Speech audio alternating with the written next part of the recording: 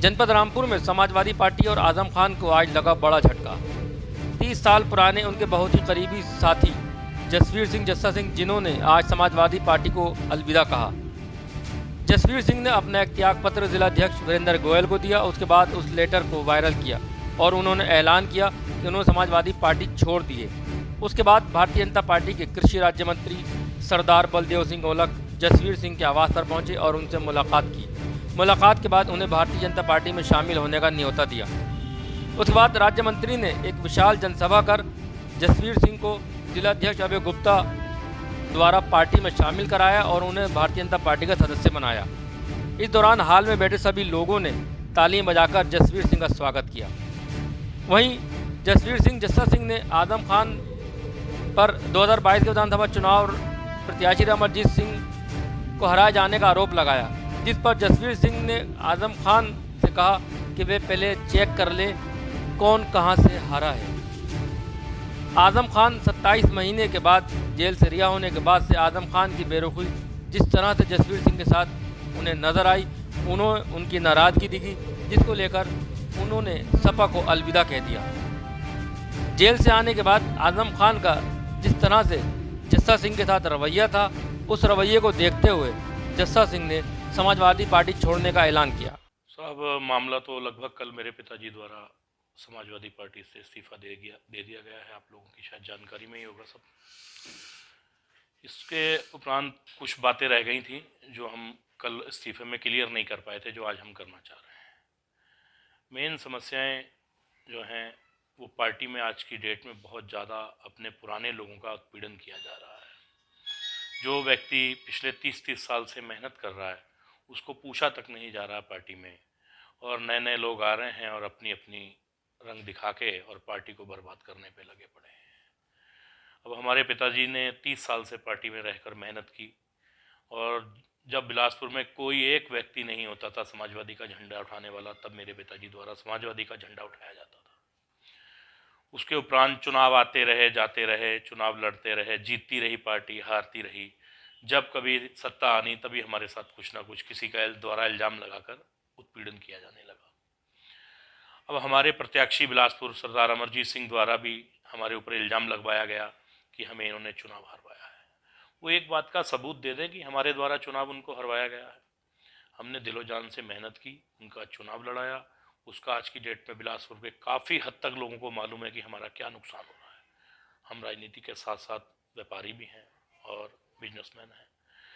अब रहा हमारे बिलासपुर प्रत्याशी का सवाल, तो प्रत्याशी जी बता दें कि उन्होंने पार्टी के हित में ईमानदारी से काम कब किया है। वो सिर्फ वोट लेना जानते हैं और इल्ज़ाम लगवाना जानते हैं।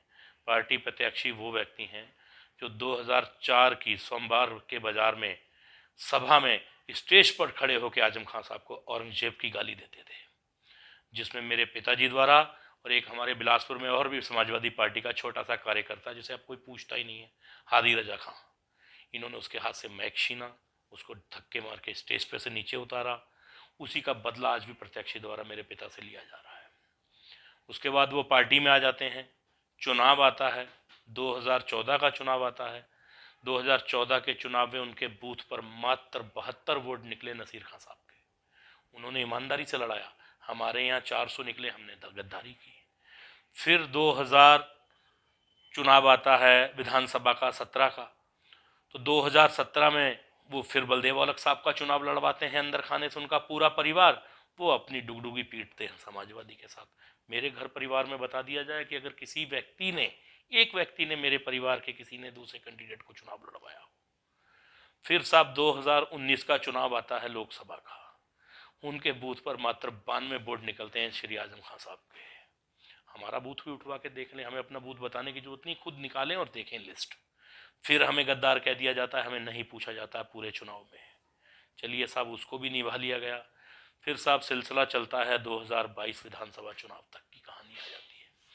2022 के विधानसभा चुनाव में हम लोगों ने दिलो जान से मेहनत करके चुनाव लड़वाया।